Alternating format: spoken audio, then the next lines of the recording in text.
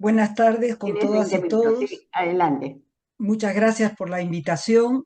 Eh, por favor, díganme si están viendo el PowerPoint. Sí, ¿Sí? sí, Bien, sí. ya. Bien, lo primero que quiero señalar yo en el contexto electoral es el peso electoral de cada región. Y recordar que casi siempre en las elecciones, ¿no es cierto?, Lima pone a uno de los dos que pasan a segunda vuelta. Pero también quiero destacar la importancia del sur. Si ustedes ven las encuestas, en septiembre del año pasado había un candidato que estaba quinto, ¿no es cierto?, que era Philip Butters, pero el rechazo del sur a Philip Butters hizo que perdiera la candidatura. Y a la vez, si ustedes ven las encuestas ahora, se darán cuenta que López Chau, dependiendo de las encuestas, está entre un tercero, cuarto, máximo quinto lugar. Y también, quien ha disparado a López Chau a ese expectante lugar es el sur. Primer dato. Segundo, solo quiero dejarles acá información. En las múltiples charlas que doy, la gente pregunta, no ustedes, pero la gente con la que ustedes trabajan, cuáles son las funciones del presidente, cuáles son las funciones del nuevo Congreso y cuáles son las funciones del Parlamento andino. Pero también desde las regiones he recibido pedidos, por ejemplo, de Ucayali. ¿Cómo entro para saber quiénes son los senadores por Ucayali? ¿Cómo sé quiénes son los diputados? Entonces, esto es solo información que les puede ser útil, pero que es clave, ¿no? Porque ya falta poco para las elecciones. Lo tercero es señalar cómo va a estar, ¿no es cierto?, dispuesto los senadores y los diputados, porque en muchas regiones la gente no sabe cuántos les toca elegir. Esto también es mera información, pero que es importante en el contexto actual. Y lo cuarto es sobre la valla electoral para el Congreso, ¿no? Esto también está siendo muy preguntado. Yo quiero comenzar recordando que en el 2021, en la elección congresal, 30% no fue a votar, 27% votó nulo y blanco y 18, algunos dicen 17, no pasaron la valla. Resultado, ¿no es cierto? Tuvo representación congresal solo el 25% del padrón electoral. Hoy la cosa está más difícil porque los requisitos se han ajustado más. Para entrar al Senado necesitas 5% de los votos válidos y 3 senadores, las dos cosas. Si tienes 5, pero no 3, no entras y viceversa. Y hay un asunto pendiente preocupante sobre el cual el Jurado Nacional de Elecciones todavía no se pronuncia.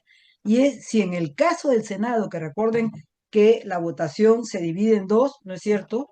Distrito único, donde votamos todos por igual en todo el país, y distrito múltiple, donde uno vota en función del distrito al que pertenece, si el cómputo va a ser la suma de ambos o va a ser por separado. Y eso también va a hacer, ¿no es cierto?, que se restrinja más o no el acceso a senadores. En diputados, recuerden que la valla congresal es 5% de los votos válidos y 7 diputados. Si tienes 7 diputados, pero no llegas al 5, tampoco entras. Y otra frecuente duda de la gente es, ¿qué pasa con los que no pasan la valla? Bueno, los que no cumplan ambos requisitos, ¿no es cierto?, pierden la inscripción a partir del 1 de enero del 2027, pero sí pueden participar en las elecciones municipales y regionales del 2026. Ahora quiero entrar un poco a las dificultades en este proceso electoral. Una gran dificultad es justamente la cédula de votación. Hicimos un ensayo hace una semana, el 1 o 2 de marzo, en un lugar popular al fondo de San Juan del Urigancho. Explicamos a la gente, ¿no?, por qué no debían viciar su voto, por qué no debían votar en blanco, etcétera, etcétera. Y a la hora de darles la cédula que habíamos reproducido, el primer problema era que la gente se perdía buscando al candidato de su preferencia, porque dimos la opción de que si tenían alguna duda vinieran a preguntarnos, ¿no? Pero luego nuestra sorpresa fue mayor. ¿Por qué? Porque si bien habíamos logrado que la gente entienda que no hay que invalidar el voto, había muchas equivocaciones, siendo la más frecuente que la gente marcaba acá el aspa o la cruz, pero no marcaba el símbolo. O que la gente, como eran dos votos preferenciales, escogía uno acá y otro por acá. Entonces, y luego, evidentemente, no hubo una sola de las cédulas que pudiera llenar los dos espacios, ¿no? Entonces, una primera preocupación es que está diseñada la cédula de tal forma que se anule la mayor cantidad de votos. Del 100% nosotros tuvimos solo 15% de votos que podían rescatarse, ¿no? Estoy hablando del sector popular, pero entonces un primer y urgente tarea es enseñar a la gente a votar. La otra dificultad que hay es que 36 fórmulas son demasiado y la gente se siente perdida en este universo. Ni los analistas pueden analizar bien estos grupos, ¿no? Pero también sabemos que esto está hecho a propósito. Por eso una tarea importante también es reducir, ¿no?, las alternativas a 4, 5, 6, por ejemplo, la Plataforma por la Democracia, luego de examinar las 36, las redujo a 10 e hizo un evento en el cual 9 de estos plantearon sus posiciones, que para qué eran bastante convergentes en muchos puntos. La otra dificultad, estoy en mi segundo punto, que son las dificultades, es que de estos 36, la mayoría son opciones de derecha. Y hablar de opciones tradicionales de izquierda solo son 4, pero en realidad queda solo una. ¿Por qué? Porque las otras 3 son cuestionadas por los mismos izquierdistas. Pero desde 1980, un tercio de la población electoral vota izquierda. Y entonces es una población que hoy se siente poco representada, ¿no?, y también poco animada a participar en el proceso por lo que he podido recoger. Por eso es importante insistir en que lo que está en juego hoy es distinto a lo que está en juego en las elecciones del 2021. Hoy lo importante, ¿no es cierto?, es lograr que esta mafia, ¿no?, esta coalición mafiosa de extrema izquierda, extrema derecha, y que nosotros conocemos bien, no logre perpetuarse en el poder, porque a pesar de que tienen el rechazo mayoritario del 90%, tienen un 10% que si logran una masiva acumulación de votos nulos y blancos, podrían con ese porcentaje mínimo controlar el nuevo Congreso. Yo creo que hay que insistir en que lo que está en juego hoy, ¿no es cierto?, es la pelea entre una mafia corrupta que quiere perpetuarse y quienes queremos restaurar la ética y la integridad en la función pública. Entre un sector ultraconservador que ha ocasionado un retroceso en los derechos ciudadanos de todo tipo. La gente no es muy receptiva cuando tú hablas de derechos humanos porque al instante lo vinculan con su problema de inseguridad y dicen, los derechos de los delincuentes. Por eso es importante señalar que cuando hablamos de derechos, hablamos de derecho a la educación, derecho a la salud, que con esta mafia que nos gobierna se ha deteriorado tremendamente, y el conjunto, ¿no es cierto?, de derechos que tenemos los ciudadanos. Y entonces, como decía, nos enfrentamos, ¿no?, unos sectores ultraconservadores antiderechos con versus los que queremos defender los derechos de todos y todas. Y nos enfrentamos, ¿no?, un sector autoritario que ha acabado con nuestra democracia. Ya no hay a nivel mundial nadie que nos catalogue como un país democrático. Recuerden que somos considerados un régimen híbrido, ¿no? Y quienes queremos restaurar la democracia en nuestro país. Por eso, hoy más que nunca me parece importante insistir en que tenemos que pensar en un voto estratégico para bloquear la posibilidad que pasen a segunda vuelta dos impresentables. Sabemos que recién vamos a tener claro este panorama a fines de marzo, pero creo que desde ahora hay que ir haciendo conciencia que cuando a uno le pregunta por quién vas a votar, pues voy a votar, ¿no es cierto?, por el que esté tercero, el que despunte y pueda pasar a segunda vuelta para no tener que elegir entre cáncer y SIDA. Y en eso coincido tremendamente con la historiadora Carmen McEwan. No vamos a tener a los mejores candidatos, pero dentro de lo malo o de lo regular hay que elegir, porque estas elecciones son decisivas para poder comenzar a revertir la situación en que vivimos. Tampoco hay que decir que con las elecciones se arregla todo, no es la última Coca-Cola en el desierto, pero sí es la oportunidad de bloquear la continuidad de la mafia en el poder. Me preocupa y es una dificultad los sentimientos que voy encontrando en la gente frente a las elecciones. En algunos casos, no en todos, comenzamos las reuniones con trabajo de comisiones preguntando a la gente dos cosas. Una, cómo se sienten frente a las elecciones. La segunda, qué quisieran saber sobre las elecciones, ¿no? Y lo que prima es la decepción, la confusión. Estas son palabras textuales de ellos, ¿ah? Aturdidos, mareados de tantos que se presentan, preocupados por no saber por quién votar, ignorantes de los candidatos y de las propuestas y de las funciones del Senado, diputados y Parlamento andino. La palabra ignorantes es de ellos, por si acaso, no es mía. Desconcertados, desconfiados, estresados. Creo que todo esto podría explicar ese 65% que en la última encuesta del IEP declara estar poco o nada interesado en la política. Pero es preocupante porque recuerden que uno de los sentimientos claves, ¿no?, para la movilización política es la esperanza. Y eso no parece estar presente hoy en el escenario electoral peruano. Quiero acá hacer unos comentarios sobre la última encuesta que nos ha presentado Ipsos, ayer creo que fue o anteayer, que tiene la particularidad de no ser, ¿no?, con tarjeta, sino es con cédula de votación, ¿no? En esta aparecen sobre todo presentes, ¿no es cierto?, Renovación Popular y Fuerza Popular. Cambia con todas las otras anteriores porque pone a Carlos Álvarez tercero cuando la mayoría ponía a López Chao tercero, ¿no? Y entonces muchos se preguntan, pero caray, ¿cómo es posible que esto esté así, ¿no es cierto? Si hace más de medio año comenzó una campaña por estos no. Y a pesar de que hace medio año comenzó la campaña por estos no, ustedes ven que gozan de muy buena salud, ¿no es cierto? Renovación Popular, en el sentido que mantiene un núcleo duro desde agosto del 2025 del 10%, con alto y bajos, pero del 10%, ¿no es cierto? Y Keiko Fujimori, que tuvo un altibajo muy importante, ¿no es cierto? Llegó a caer a 6% en octubre del 2025, pero que pareciera que se ha recuperado. Las razones del voto duro de Keiko las conocemos, entonces, ¿para qué perder mi tiempo hablando de ello? Pero sí quería señalar las razones que he ido encontrando en mis charlas de por qué la gente respalda a López Aliaga.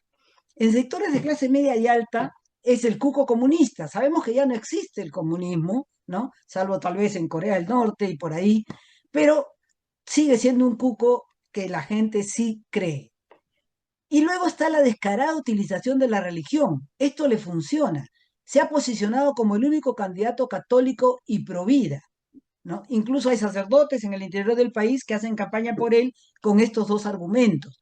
Por eso es que también salió hace menos de un mes una comunicación de varias gentes de iglesia, pero de base, de laicos, ¿no?, reclamando sobre esto. Y luego lo más increíble es que ha logrado instalar en algunos sectores populares la idea de que ha hecho obra. Hasta en Chiclayo he recogido este argumento de que ha hecho obra, ¿no? ¿Y por qué? Porque se ha concentrado en ampliación de vías claves para la gente que pierde 4 o 5 horas diarias en el transporte público.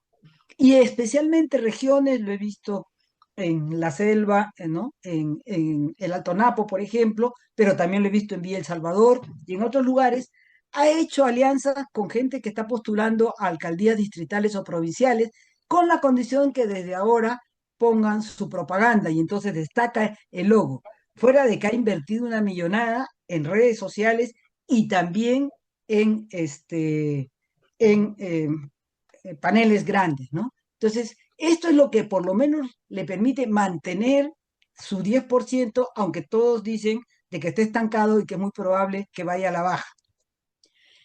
Esto es lo que digo que es realmente difícil de entender, ¿no? Salvo que entendamos que si bien la gente repudia al Congreso, ¿no?, estos son los logos más reconocidos. Y entonces, cuando te encuentras con una cédula, ¿no?, que realmente marea y asusta a cualquiera, ¿no?, como esta, la gente rápidamente ubica a los que ya conoce y vota por ellos. Recuerden que de estos 8, los que parece que pasarían, ¿no?, serían estos 3. Bien, pero además de esta campaña de por estos no, hemos ido recogiendo otros planteamientos de por qué no. Lo de la corrupción ya lo trabajaron anteriormente, pero es un tema que ahora sí preocupa a la gente porque la vincula con su vida cotidiana, ¿no? La gente te dice, la corrupción, ¿no? Me afecta en mi economía, me afecta en mis posibilidades de encontrar empleo. La comunidad de derechos humanos es muy firme en que no debemos votar por ninguno que esté ofreciendo salirse de la CID, ¿no? O medidas que no son las más adecuadas. Hay como tres o cuatro que están planteando, ¿no? Medidas contra la población venezolana, eso algunos lo rechazan, ¿no? Y un argumento que, por ejemplo, he encontrado en San Juan del Urigancho es interesante, es decir, no es que sean corruptos o no, sino que ya fueron alcaldes, hay un candidato que es alcalde de allá, ¿no? Que fue alcalde, pero no hizo bien. Entonces, el comentario es, si no pudo con el distrito, ¿qué va a poder con el país, ¿no? Y desde el sector feminista, el tema de violencia familiar está tratando también de ponerse como un argumento que desacredite, ¿no? A algunos de los postulantes. Los, no a los terruqueadores, recuerden que lo planteó justamente el comité de sí creo de Tacna cuando se enteraron que SPA estaba llevando a el almirante Montoya, ¿no? Y los que utilizan la religión para captar el voto también está siendo rechazados por un sector, pero está ganando mucha votación con otro sector. Yo no sé si ustedes siguen la campaña de Porqui, pero el lugar donde va, se va a misa primero, ¿no? O sea, tiene muy claro lo que quiere.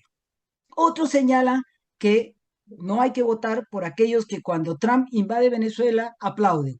No tanto porque Maduro era una persona correcta, es indefendible, sino porque eso indicaba, ¿no? Que no conocían nada de lo que es política internacional. Ya lo explicaron también, ¿no? El papel clave que hoy tenemos en Perú por el asunto tanto de Chancay como del último acuerdo de la base naval con Estados Unidos. Y por último, otro criterio que la gente está manejando es no a los que llevan a alguno de los 89 congresistas que buscan reelegirse. Es cierto que 76 de ellos van en los partidos que hoy están en el Congreso. Aquí tienen ustedes cuánto está llevando cada uno y que muy pocos, ¿no? Perdón, y que muy pocos de los partidos nuevos están llevando a algunos de estos, y en este caso, por ejemplo, está totalmente justificado porque Luque, ¿no es cierto?, no forma parte de la coalición mafiosa que nos gobierna. Quiero también señalar que un desafío grande que tenemos es el asunto de las redes sociales, de la inteligencia artificial. Idea Internacional, que ustedes lo conocen bien, ha señalado claramente, ¿no?, que el mundo digital ha expuesto a las democracias a flujos masivos de desinformación con contenido polarizante. Y recuerden que el año pasado fue la explosión de la inteligencia artificial. Y esto permite incluso, ¿no es cierto?, presentar videos en los cuales una persona, yo puedo estar apareciendo, invitando a toda mi gente, ¿no?, a votar por Porky, y soy yo, por la gran capacidad que tiene la inteligencia artificial de crear este tipo, ¿no?, de fakes, que le llamamos, es decir, de noticias falsas. Y esto es más grave porque ha cambiado los referentes de la gente en la decisión de sus votos. Pilar, tienes 3 minutos. Perfecto, los termino en los tres, no te preocupes, y gracias por avisar, ¿no? Antes no eran estos los referentes, yo recuerdo haber visto que era la familia, ¿no?, los amigos, etcétera. Pero ahora cuando a la gente le preguntan, ¿no?, cuánto influyen las redes sociales en las decisiones de los votantes, 52% dice mucho y 19% dice algo. ¿Y cuál es el problema? Que hay una amplia mayoría del padrón electoral, ¿no?, que participa de las redes sociales. Este es un campo que nosotros no manejamos bien, pero que es clave. Así lo han entendido tanto Rafael López Aliaga como también Acuña, ¿no?, que están gastando una millonada en redes, ¿no?, vinculándose y pagándole, por supuesto, a influencers, haciendo TikToks, etcétera. Acá les estoy dejando, los estoy invitando a que difundan todo este tipo de posibilidades que la gente tiene para poder tener un voto informado y consciente. Un requerimiento permanente que recibo, porque el problema de tener WhatsApp es que ahora todo el mundo te escribe para cualquier cosa, es dónde puedo encontrar información. Bueno, aquí hay información y para la gente que quiere criterios, aquí hay elementos de criterios y aquí hay elementos de criterio, ¿no? Y también quisiera invitarlos a reasegurarle a la gente que por lo menos el día de la votación sí hay garantías, porque una pregunta permanente es, pero ¿van a respetar mi voto? ¿Lo van a cambiar? Ya está también en redes eso de que el lapicero que te van a dar va a borrar y ellos van a poner lo que ellos quieren. Hay que recordarle que hay observadores internacionales y que hay observadores nacionales de la red, ¿no es cierto?, de transparencia. Acá les dejo por si ustedes pueden también difundir esto que es muy importante, ¿no es cierto? Cuando más observadores haya, más seguridad de que en el evento electoral, ¿no es cierto?, no suceda nada. La gente cree, por ejemplo, que los congresistas pueden interferir en el acto electoral. Es bueno insistirles en que quisieron sí tomar la OMPE, tomar el Jurado Nacional de Elecciones, RENIEC, pero no lo han logrado totalmente. Muchas gracias.